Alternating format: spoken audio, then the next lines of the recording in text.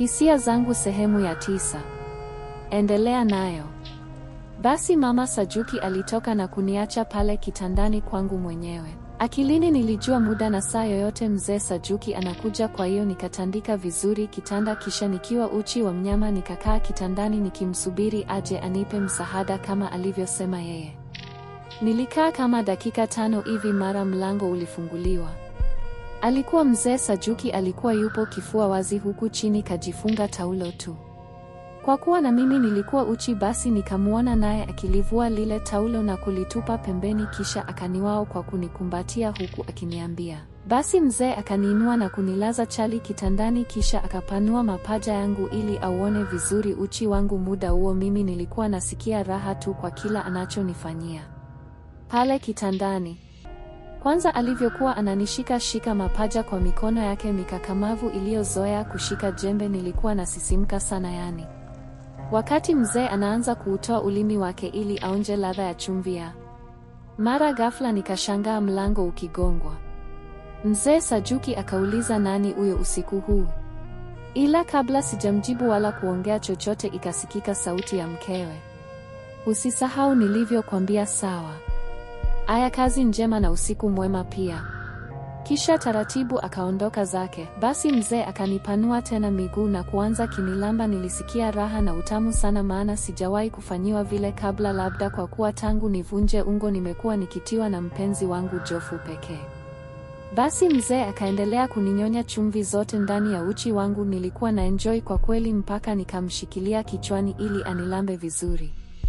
Baada ya kuninyonya kwa muda kidogo, mzee akaacha. Basi nikainuka na kukaa tena kitandani, huku baba akiwa kasimama mbele yangu. Nikaangalia mashine yake, ilikuwa imevimba na kusimama imara kabisa mbele yangu. Mpenzi, nipe basi na washwa. Naye mzee naye akajibu, usijali kipenzi, nipo kwa akili yako. Basi mzee Sajuki akalala chali, huku mashine yake ikiwa imesimama imara kama kisiki cha mpingo. Nikaucheki, mate yakanitoka, nikapanda haraka na kitandani na mimi nikamlaza vizuri, bakisha nikapiga magoti juu ya mashine yake, nikaushika na kuulengesha kwenye uchi wangu, nikaukatia kiuno juu mpaka uchi wangu ukawa sawa. Hapo ndio nikaukalia wote mpaka mashavu ya uchi wangu. Mzee alikuwa na mashine kubwa, sio mchezo, kwa hiyo ulipoingia wote niliusikia kabisa ukigusa kizazi changu. Nikauingiza nje ndani kwa taratibu kama mara 5 hivi. Baada ya hapo sasa nikaliamsha sebene la Werason. Niliukatia viuno humu, mzee Sajuki naye akiwa kanishika vema mapaja na makalio yangu na akinisaidia kuingiza nje ndani. Basi nilisikia raha sana yani, mpaka nikajikuta nikitoa mihemo ya sauti ya juu ambayo kama mkewe bado yupo macho lazima asikie. Sekunde hiyo nikamsikia mkewe akikohoa kikohozi ambacho niliamini ni cha umbea tu. Basi nikaongeza spidi ya kuukatikia mtalimbo wa mzee Sajuki mpaka akaanza kutweta, huku wote wawili tukivuja jasho la maana. Basi mzee Sajuki akawa anahema. Nikajua tu anaelekea kufika kileleni muda sio mrefu. Akaongeza kasi kama mbwa dume vile, na mwisho wake akanikojolea ndani mwangu. Ni full utamu, maana mzee alikuwa imara sana kwenye hii shughuli, kwani alipomaliza kujikojolea tu akanigeuza na kuniweka mkao wa mbuzi kagoma. Yaani sikuinama kabisa, bali nilijishikiza ukutani huku nikiwa nimeinama kidogo sana. Hiyo ndio mbuzi kagoma. Basi akaanza kunisugua, alinitia na kunitia mpaka nikaanza kumpenda mzee Sajuki, maana alinikojolesha mara 3 na bado mnara wake ulikuwa upo imara kabisa. Ilifika wakati tukakaa kidogo kitandani ili tupumzike, maana shughuli ilikuwa sio ya kitoto. Mzee Sajuki akasimama na kuniambia kwa upole, aya, inuka, tayari imepoa hiyo, leta tumalizie topic yetu ya sayansi. Mzee akaniweka staili nyingine tena ambayo hata jina sijui, na tilipu hii alinipiga mapigo 7 takatifu, kisha akanimwagia tena maji yake yote ndani ya uchi wangu. Hapo akawa amechoka, kwani aliniacha akaegamia mto na mimi nikajitupa pale kitandani nikiendelea kuzisikilizia mbegu zake ndani ya tumbo langu. Tukapitiwa na usingizi mzito. Nimekuja kushtuka tayari ni saa 1:30 asubuhi. Mara mlango ukagongwa. Na mgongaji alikuwa ni mke wa mzee Sajuki. Aligonga huku akiita, "Ninyi bado mmelala tu, Koga njoo." Basi kwa kuwa tulikuwa tumevuka mipaka, ikabidi haraka nivae kisha nikaenda nje kwa niliofia kutokana na kitendo cha kulala kabisa na mumewe wakati ilibidi anigonge tu na kuondoka. Mama Sajuki hakuwa mkimya hivyo tukiwa tunatwanga miogo akaniambia, naona jana ulimfanyia kitu mbaya mume wangu, maana mlifanya mpaka akasahau kurudi. Kwa kuwa nilijua lazima aulize au aseme, basi na mimi nilikuwa nimesha andaa jawabu, hakuna chochote, ila ni katika mazingira ya story tu ndio tukajikuta tumepitiwa na usingizi. Maana hata hivyo yeye hakulala kitandani, maana ni usingizi wa ghafla tu ambao hauna maandalizi. Mara mzee akaja akiwa na vyombo vya kukamulia maziwa ya ng'ombe, akaja akamsalimia mkewe kisha akaingia zizini kukamua maziwa. Nilijisikia vibaya sana kwa kweli, japokuwa nilimuona mama Sajuki kachukulia kawaida tu. Hata nguvu za kuendelea kutwanga zikaisha, nikabaki kuushika tu mtwangio huku na muangalia kwa jicho la kuiba mama Sajuki. Niligundua kuwa alikuwa tayari amezeeka, hivyo anahitaji kula bata na mumewe. Sasa leo mimi binti wa watu na kuja kumkatili? Hapana. Wakati nawaza hivyo, mara mzee Sajuki akafika na kunipa jagi la maziwa huku akisema, nenda katenge ayo maziwa alafu anza na kuandaa viazi, maana leo nahitaji kutoka mapema kuelekea machungoni. Kama unavyojua kabila la Kisukuma huwa mwanaume anakuwa kama Mungu, anaamua chochote saa yoyote. Basi nikaenda jikoni na kuanza kukoka moto. Punde tu na mzee Sajuki naye akaja kule jikoni kisha akaniambia huku amenishikilia kiunoni, leo tunaenda pamoja kuchunga ng'ombe. Nilishangaa nikamwambia, hapana, hatujawahi kutoka pamoja, unadhani mkeo atajisikiaje jamani? Lakini mzee Sajuki akaniambia kwa msisitizo, mimi nimeshasema hakuna wa kupinga, acha kumwaza mke wangu, muda wake umeisha. Basi nikaona sasa mzee anakoelekea ni kubadilishia gia hewani, yani nahisi tayari hamtaki tena mke wake.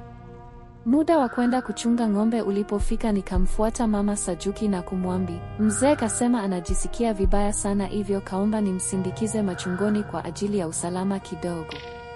Mama Sajuki akaniangalia kidogo usoni kisha akasema kwa kutabasamu, Koga mwanangu, acha aibu na utoto na ujinga, wewe ni mtoto kwangu lakini kwenye jamii ni mtu mzima. Sasa kwa nini unashindwa kuelewa mwanangu?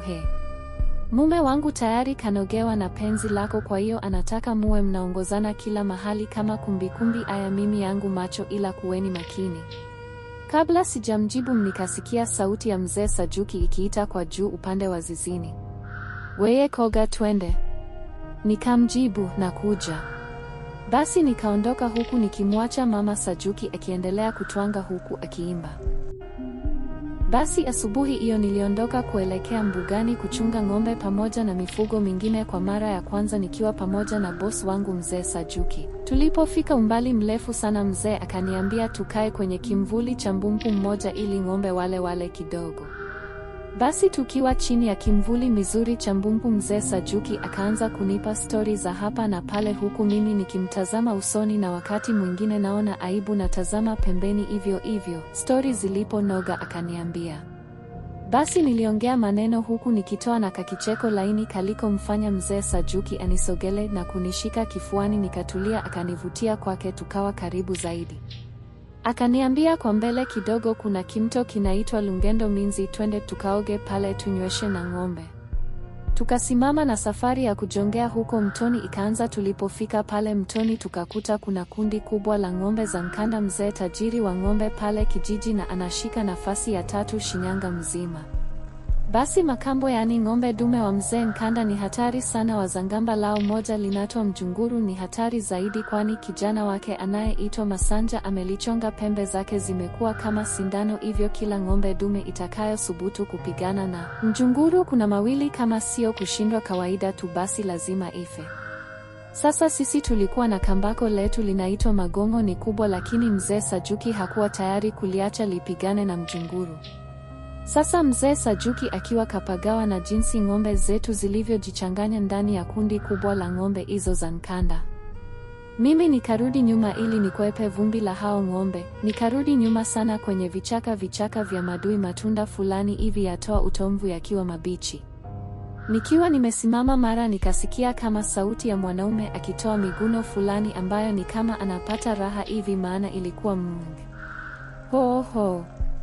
Basi ikabidi nianze kunyata ili nione kunani. Nilipofika karibu kidogo nikawaona vijana wawili wakiwa wanajichulia sheria mkononi. Walikuwa ni wakaka wenye misuli na mashine kubwa kuliko hata ya mzee Sajuki. Nikawaangalia nikasisimka sana uchi wangu. Mpaka nikaingiza mkono na kuanza kujisugua kichangu taratibu. Niliponogewa nikatikisa majani. Wao hawakusikia ila ilisikia mbwa waliokuwa nayo, na bahati mbaya hawakuwa na mbwa mmoja ghafla. Nikaogopa maana yalikuwa ni majibwa makubwa sana, basi na kashindwa hata kukimbia. Nikaanza kulia kwa woga wa kungatwa na mbwa. Mama na kufa, mama nisaidie. Mara wale vijana wakaja mbio mbio huku wakiwafokea wale mbwa wasinidhuru, nyie mwacheni. Waliponifikia kijana mmoja akasema, jamani Masanja mwanamke he. Masanja akajibu, mwanamke ametoka wapi huku? Basi yule Masanja, kijana mrefu na aliyejazia vizuri kabisa, rangi yake maji ya kunde iliyofifia, kutokana na kanuni za wachungaji wa ng'ombe kuto kuoga mara kwa mara ili ng'ombe wakuzoe na kukuona kama mwenzao tu. Basi akachuchumaa ili anioji maswali kadhaa, akachomeka mkuki pembeni akachuchumaa ili anioji. Ghafla mbwa wakaanza kufoka kwa mbali maeneo ya kule nilikomwacha mzee Sajuki akizitoa ng'ombe zetu kwenye kundi kubwa la ng'ombe za kina Masanja. Basi Masanja akamwambia mwenzake, Gigwa kimbia nenda kaangalie. Ukimkuta mtu niambie haraka, umesikia? Yule kijana mwingine akajibu sawa, huku akitimua mbio kuelekea kule nilikomwacha baba Sajuki. Dakika kadhaa niliofia, maana hawa vijana wawili walikuwa na silaha hatari za jadi, wakati mzee hata kisu hakuwa nacho. Sasa wakati tupo peke yetu, Masanja aliangalia kushoto na kulia, kisha akanilaza chini kwa nguvu. Kisha akanifunua gauni, akaona chupi, akatulia kidogo, akataka kuichana akashindwa. Sasa mimi nilitulia wala sikutaka kuivua, nilitaka aendelee kuhangaika, maana alivyokuwa ananishika shika mapaja kwangu ilikuwa ni moja ya raha kubwa tu. Akiwa anaendelea kuhangaika na ile chupi, mkono wake wa kulia akaupeleka kiunoni mwake, wakati huo mnara wake na uona umedinda ile mbaya. Ghafla nikaona ameshika kisu mkononi mwake. Basi kwa woga nikajiziba usoni, japokuwa sikupiga kelele. Nilikuja kushituka baada ya kuhisi kitu kikichomekwa kwenye uchi wangu kwa nguvu kama mti vile. Tukutane sehemu ijayo.